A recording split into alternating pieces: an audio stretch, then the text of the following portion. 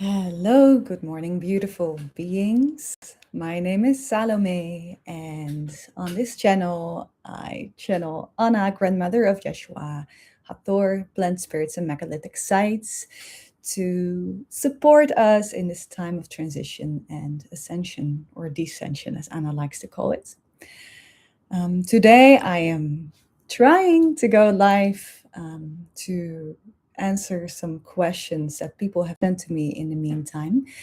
I will channel Anna and have her respond to the questions that people have sent to me. If you attend live and if you have questions, please respond in the comments. If you cannot attend live but do have questions, either send them to me by email or again in the comments, and I will take them with me in the next session. I very much hope the connection will be fine today. We live here in the forest and it's really beautiful, but the internet connection and the telephone connection are absolutely horrible, which is one of the reasons why I love living here. But for going live and such, it's not always the most, useful. Well, here goes. Let me just check the questions. I made a list. There's 4 of them. One is about healing modalities, one is about eating healthy in a poisoned world. And then there wasn't the last question that was in response to my last video, which is what is the role of modern day grandmothers? Very much looking forward to what Anna has to share about these topics.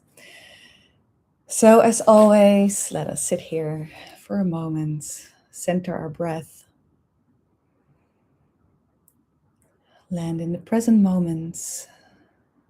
Open our hearts to what Anna has to share, remembering that she's not just sharing insights and words, it's also an energy that touches something in our nervous system, that touches our DNA, and that makes her wisdom embodied reality. So welcome, Anna, to this Q&A where we are very much looking forward to receiving your wisdom.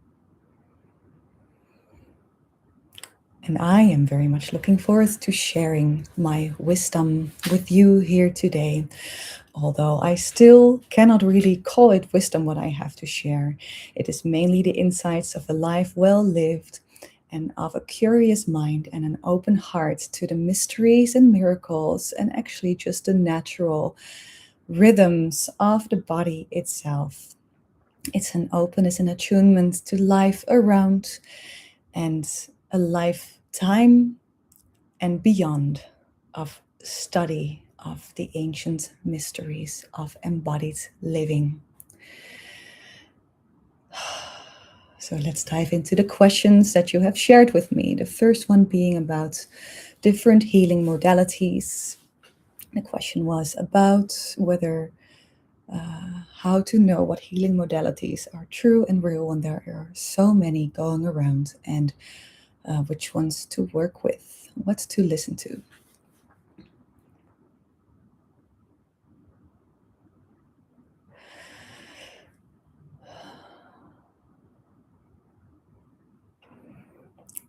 So what I can share with you about this subject is that it's not so much the healing modalities that are important.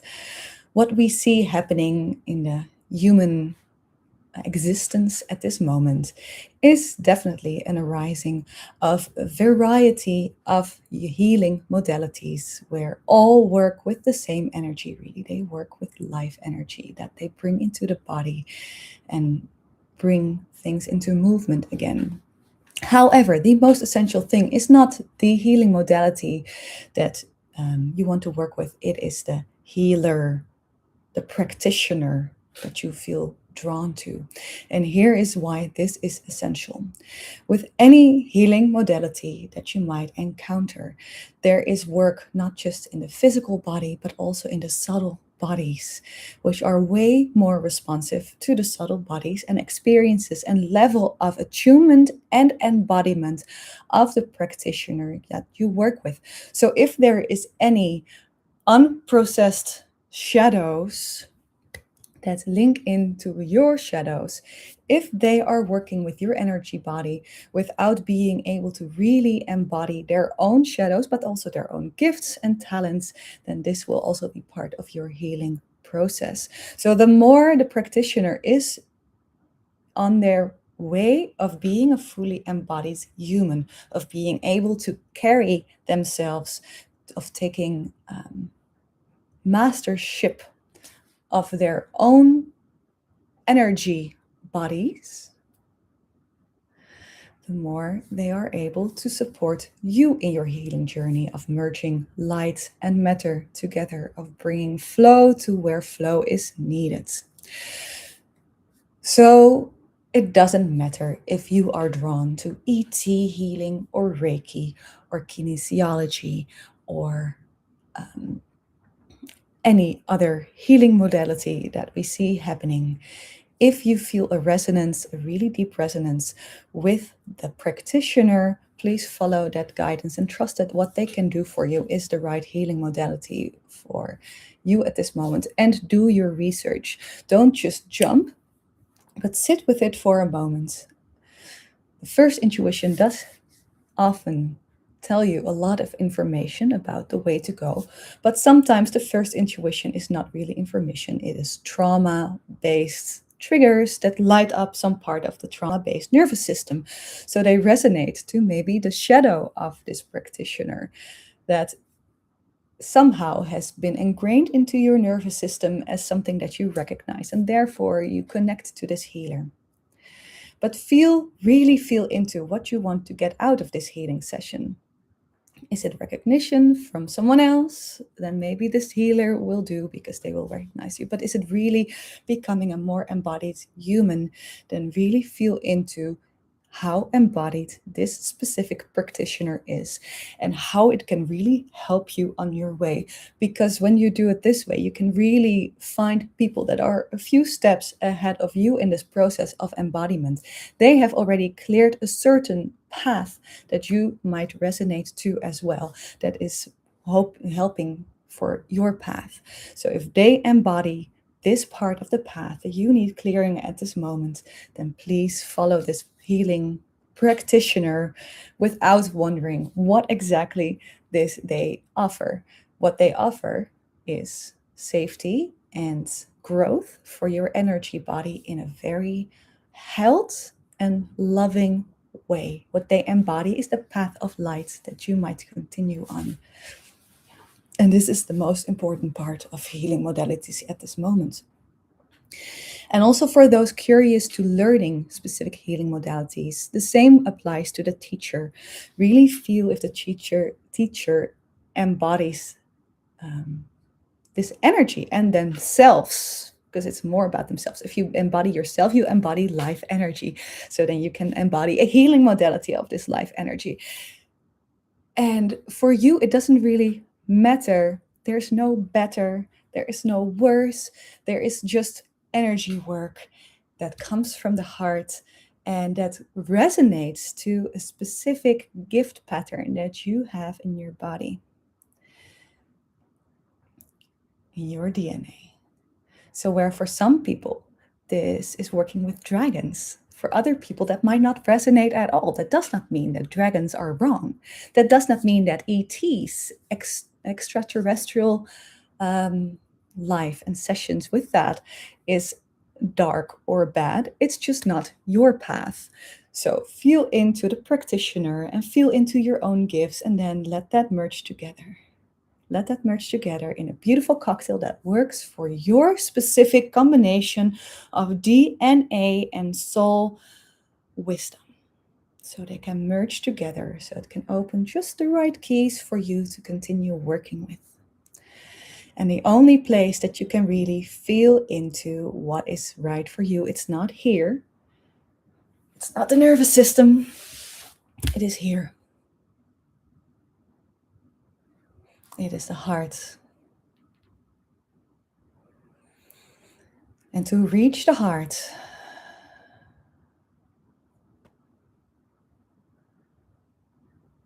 really touch it, lightly touch it. This is why prayer is a very powerful position. It's It's a symbol of it. It touches the heart. It touches the physical center of the heart. So it's not here on the left side, it's here in the center. So it touches the heart center, the higher heart center. The higher heart center where deeper intuition rests. And it speaks with simple voices and simple messages. The heart does not need to be elaborate. It does not need to tell stories. It just needs to be heard in its simple resonance. So when you find someone that you feel you might like to work with, what you do is touch your heart. You can touch it like this, like this.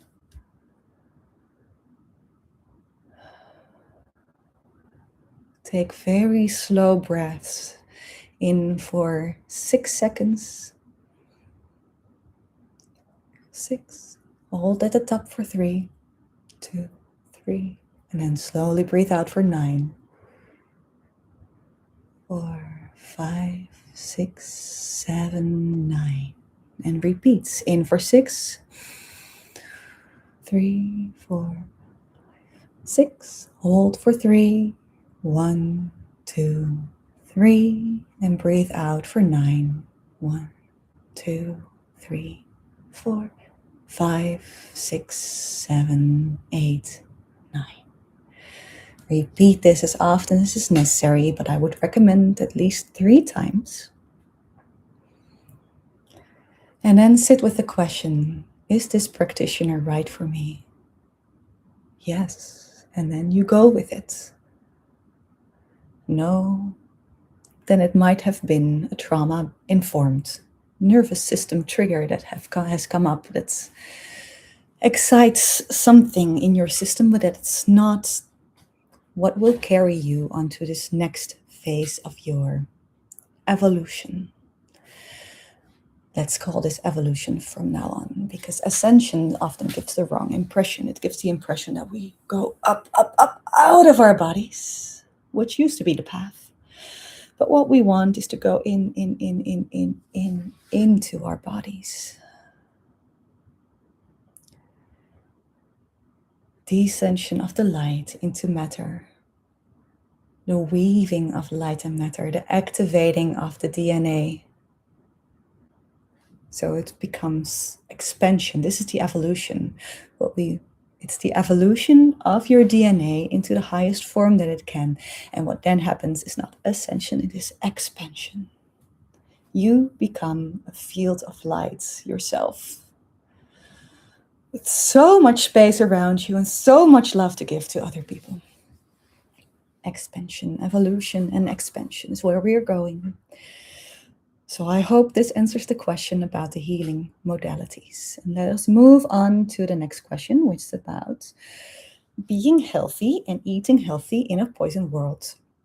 Now, I have said this in previous moments that I had got to connect with you, but the way the world is working right now and the challenges that humans face are much bigger in reality than the challenges that we had in our lifetime.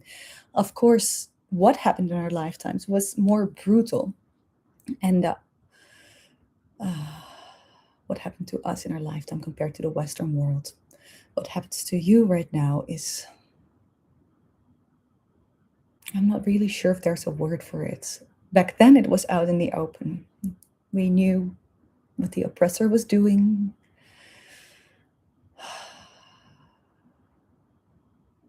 What the forces of dark were doing. They did not hide it. They did not hide it in systems, invisible systems. Right now, there are so many influences that you must, I would like to resist, but resist is not the right word. Breathe through. There is all the radio waves. There is 5G internet. There is satellites. All messing with your divine connection.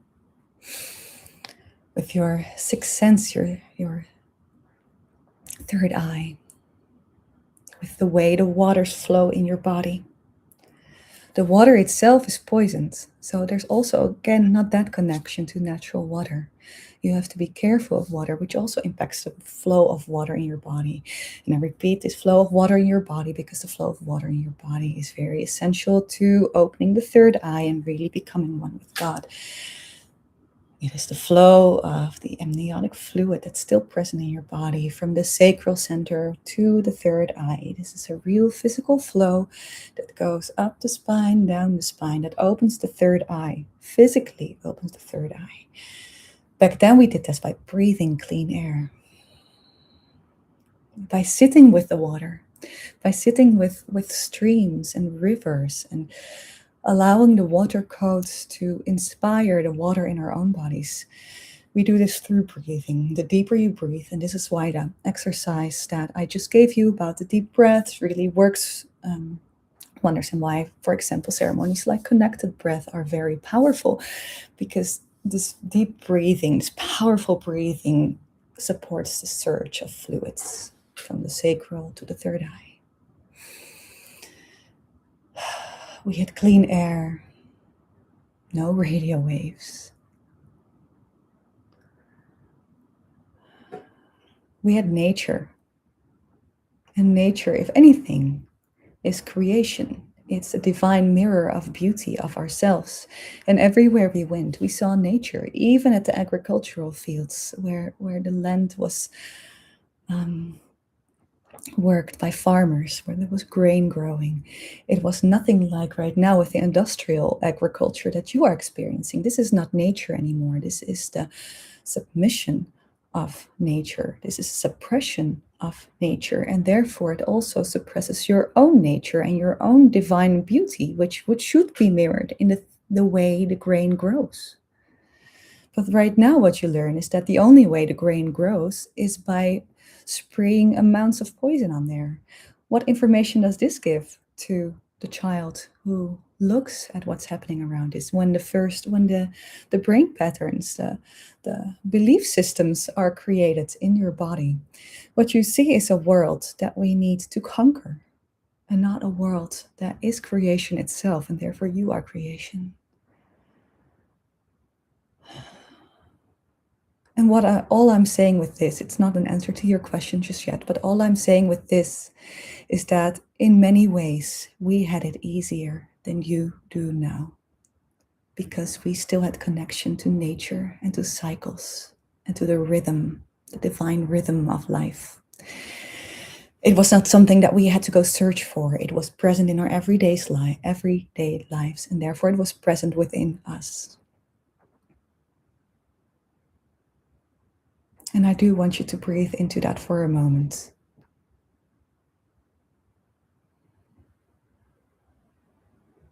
People often speak of the dark ages as if they were, in fact, very dark and very difficult. And there were, of course, a lot of hardships and very difficult circumstances. Health was not ideal. Systems of suppression really became raging all over the place. But still there was music and there was creation, because there was a connection to nature. And you hear this in medieval music. It somehow touches the heart and it brings joy.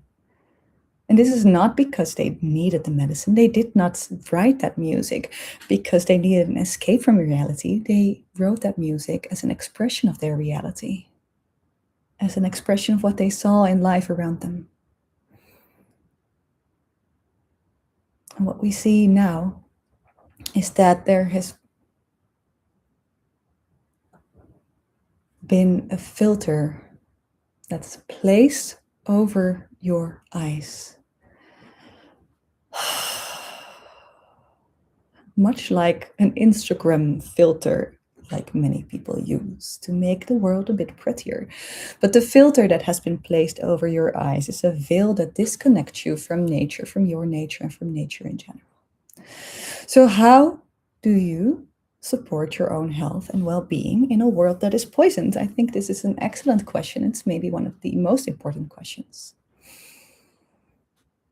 And the answer really is much the same as what was just shared when asking about healing modalities. There is, of course, the obvious answer, which is eat organic as much as you can and whole foods. Don't buy processed foods. Just get the entire ingredient and make something out of it yourself. You also inspire your own creativity by doing this.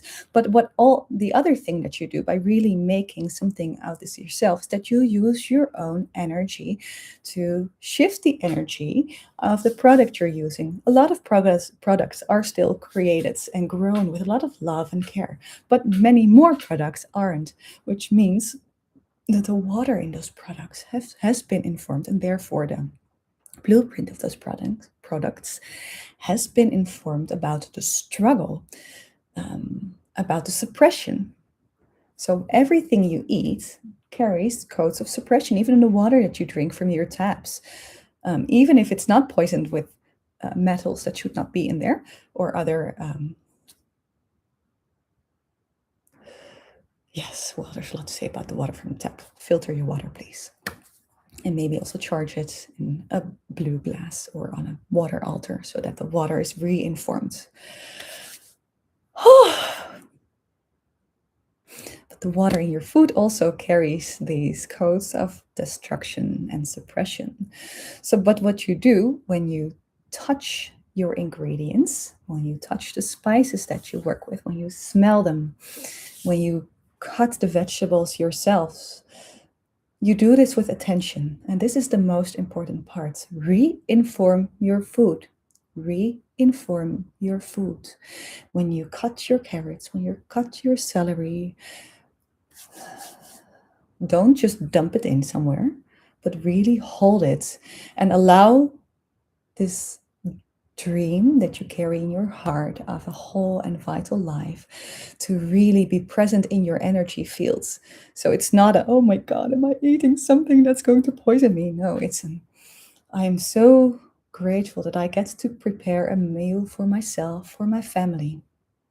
I'm so grateful that I get to merge all these flavors together and use my creative energy to bring a meal to the table for those that I love, including myself, of course.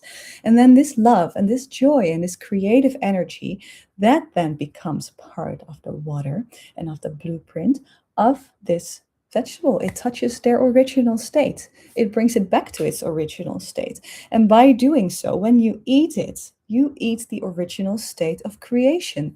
And it does something more to your body. It does not just give you minerals and vitamins and the materials that your body needs in order for the processes that it goes through. It also informs your energy body of creation, of life, of the joy of being together and the love that we share for each other. So when you eat your food, even if it's just for yourself, think about the people that you love. Think about community. Breathe with gratitude. Speak to your food. Thank you for being here today. Thank you, Mother Earth, for growing this amazing chalk of celery. Apparently, this channel has a need for celery at this moment. Otherwise, I would not just be saying celery all the time. And infuse that heart energy in your food. You are what you eat. And then you are gratitude. And it obviously helps if you choose organic ingredients, because that also takes away a lot of the poison. But even if you do sometimes eat something that's not organic, poison only has an impact when we allow it to have an impact. Let me repeat that. Poison only has an impact when we allow it to have an impact. So if you eat a non-organic apple, if you are constantly afraid of the poison that's coming into your body, you will be poisoned. Also, if it has something to hook onto, which is true for a lot of people because of unprocessed emotions. But if you sit there and again inform it that it will nourish your body, then not only does the poison not impact you, you change the imprint of the poison, which then has an impact on the collective. So the more that you can really alchemize this poison into at least something that does not destroy and kill life, then you change something in the energetic fabric of this poison so that it does not touch others in the same way it would have done before. So think about that. Anything that you do with love has an impact beyond yourself, beyond your own body. Now, I'm not going to say to you to eat poisoned apples every single day and alchemize it in this way. If you do feel called to do so, then thank you so much for this brave work. But what I am saying is that love changed the world. And that if we move from fear, fear is what comes to us. Even if there's a lot of reasons to have fear. And also, if you move from love, the filter disappears and suddenly you are able to see the beauty everywhere, and the grass coming up through the pavements. It's not something nasty that needs to be removed anymore. It's a proof of the resilience of life. Feel free to remove it if you don't want grass in your terrace. But again, it's with a different energy. It's with appreciation for this resilience and knowing that it's in yourself as well. And it's with eyes that see beauty and that see life and creation around them. And not with eyes that see something that needs to be suppressed.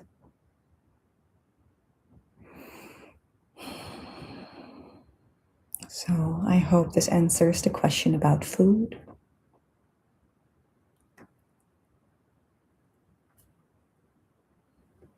And the final question of today here is, what is the role of modern day grandmothers? Oh, what a lovely question, and thank you for bringing that to the table. What is the role of modern day grandmothers? It really is the same that it has always been. Being a grandmother is the greatest joy that someone could experience, in my opinion. In my opinion, mothers have to sacrifice parts of their bodies. Mothers have to carry, to raise, to nurture, to nourish, to be a constant presence. Grandmothers are the golden threads that weave it all together. Without the grandmothers, this society would collapse. Grandfathers, of course, also have a role to play in this, but we focus on the grandmothers here today. If you are a grandmother, please join me in this vision of grandmothers.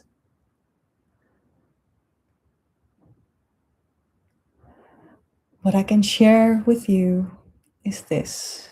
At the moment of conception, light comes down into the body. Now, the first cycle of life as a child, it's really about discovering Earth. It's eyes filled with wonderment as we become part of this Earth. Mothers hold the codes of nourishment. So the plants that grow, they are connected to the animals. Anything that nourishes life, anything that can be taken into the body, the loving embrace of the mother, the food that we eat, this is the energetic role of the mother. It has to always be present, of course. Always be worked with.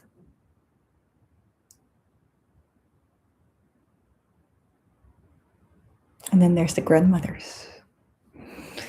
We've come from the light and we sink more into the earth. The more we grow, the more we descend in a certain way. And the grandmothers embody the energy of Mother Earth. They are the foundation that carries it all. They are the ground from which everything was created. If you think about it, the body comes from Mother Earth as well. Your children, your grandchildren, your great-grandchildren, they all live because of the foundation you gave them. Grandmothers are the embodiment of Mother Earth. They are life itself. They are the foundation. They don't really need to do anything with that. They just are. So how can a grandmother turn this into physical actions, for example? Just be present. Just really be present in the life. Support the mothers where it's needed. The earth also gives nutrients to the plants when they need it, so they can grow. But where for the plants and the animals, it really is an active process. For the earth, it's a natural thing. And the grandmother's love, if she is embodied in her wise woman stage, grandmother's love provides this nourishment to the mothers and the children. They enhance the wonderment for the world in the children. They give a sense of presence that grounds the children. They give a warm embrace to the mothers and help them where necessary without depleting themselves, of course. You are not a plant anymore. You are the earth. So you assist where needed. But other than that, you just are. And through this presence, they can thrive. They can thrive. Life can thrive. Grandmothers are essential in a community like the human collective. They are the wise eyes that have become the embodiment of this wonderment. They don't have to go searching anymore. They just are. They are the stories that open the hearts of the children. They are the kiss on the forehead of the tired mother. The smile that says, I know what you're going through. I've been there as well. I love you and I'm here to support you. And here is what happens to grandmothers when they can really embody this presence. They grow older. They get to share their wisdom for much longer, only if they embody the wise woman and the presence. If grandmothers stay in this idea of having to do things and having to really create and really work, then their body depletes faster and faster and faster, just like a plant would when it's not nourished, because there's no one below you anymore to nourish you anymore. Most grandmothers don't have mothers and grandmothers anymore to nourish them. But grandmothers themselves, if they embody the wise woman and the presence of Mother Earth, they are nourished by Mother Earth themselves. And as they open the hearts and eyes of their grandchildren, their hearts and eyes are opened way beyond this as well. They expand to become the wisdom of the stars, and they expand to become the nourishment of the earth. And through doing this, they keep receiving energy and keep receiving energy without needing to deplete it. They keep receiving energy. And through doing this, their children, their daughters and grandchildren keep receiving energy as well. You are the foundation.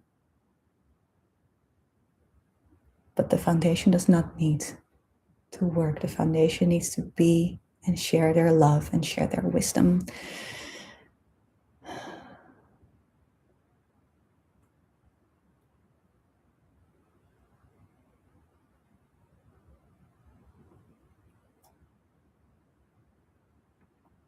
I hope this answered your question about the role of grandmothers. If not, please let us know. We will expand upon it in the next session.